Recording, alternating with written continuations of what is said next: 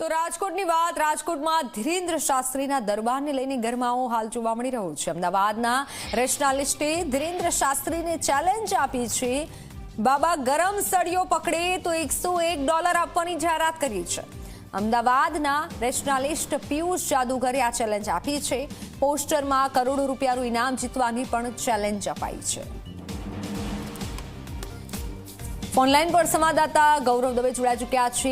ગૌરવ, જે રીતે ધીરેન્દ્ર શાસ્ત્રી આવી રહ્યા છે અને તેને લઈને હવે રાજકોટમાં અલગ અલગ જગ્યાએથી લોકો વિરોધ કરી રહ્યા છે, હાલ શું બધું જાણકારી? ચોક્કસ જ ધીરેન્દ્ર શાસ્ત્રીનો રાજકોટની અંદર 5 થી લઈને 7 જૂન સુધી કથાનું આયોજન છે તે કરવામાં આવ્યું છે અને તેની વચ્ચે ધીરેન્દ્ર શાસ્ત્રી જ્યારે રાજકોટ આવે તે પહેલા જ વિવાદ છે તે શરૂ થયો છે। સૌથી મહત્વની વાત એ છે કે વિદેશી પણ ધીરેન્દ્ર શાસ્ત્રીને ચેલેન્જ છે તે આપવામાં આવી છે।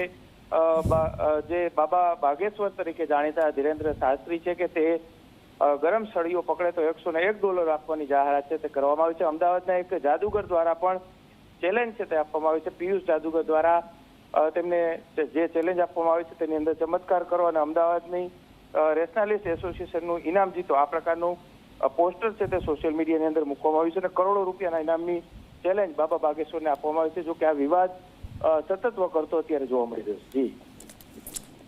બિલકુલ બિલકુલ, આભાર માહિતી બદલ। ત્યારે બાબા ગરમ સળિયો પકડે તો $101 ઇનામ મળશે તેવી વાત કીધી છે। પોસ્ટર પણ સામે આવ્યું છે। અમદાવાદના રેશનાલિસ્ટે ધીરેન્દ્ર શાસ્ત્રીને ચેલેન્જ આપી છે। ધીરેન્દ્ર શાસ્ત્રી રાજકોટમાં આવી રહ્યા છે।